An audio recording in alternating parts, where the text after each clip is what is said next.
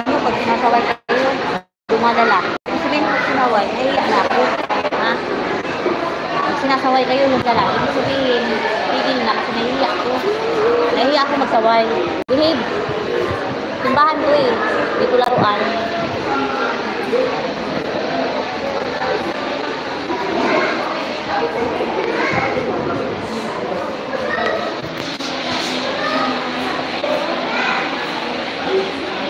Simbahan, manggahan ka.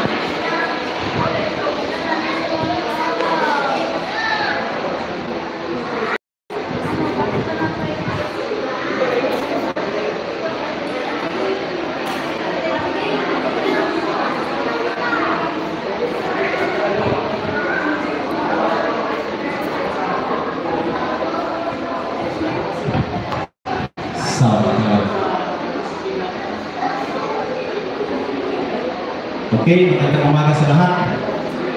Isang mapagpapalang umaga sa lahat. Kumusta ang ating buhay sa loob ng isang linggo? Tayo nagpasalamat sa Panginoon dahil sa ganitong oras magkasama tayo upang magsama sa Panginoon, magpuri sa Panginoon.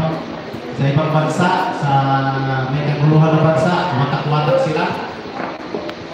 So, mahirap ang kanilang kalagayan. Pasalamatan natin ang Panginoon dahil mapayapa ang ating bansa. Malaya tayo magpagsamba sa Panginoon, magpapuri sa Kanya. Kaya sa araw na ito, ibigay natin ang ating pinakababis na pagsama sa Panginoon. Kailangan ko ang lahat na tumayo. Sabihin mo sa kanan yung katabi na salamat kapatid. Salamat kapatid at narito ka. Amen. Salamat. Itulong natin sa ating Panginoon ang ating mga sarili.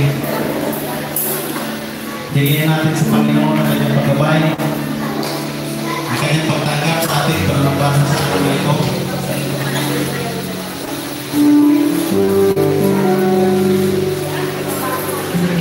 Hingin natin sa Panginoon na maging dapat tayo sa kanyang harapan. At pasalamatan natin ang Panginoon dahil sa kanyang pagpapala sa araw na ito. Iyan po natin ang ating mga ulo at manalangin tayo sa Panginoon.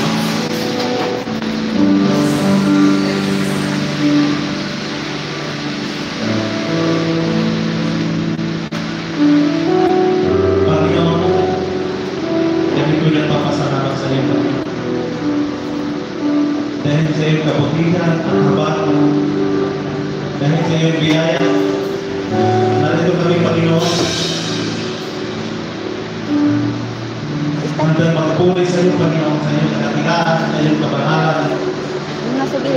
Hindi man kami, Panginoon, karapat-dapat, subalit, patuloy ng Panginoon, na nagmamahal sa amin, at pumunawa sa amin, at nagbibigay ng kapatawaran sa lahat ng aming mga nagawa, Panginoon. Lord, narito po ang tawag mo sa amin. Dinisin po ang aming puso't isipan, maging makapangyarihan ang salita sa amin ng Panginoon.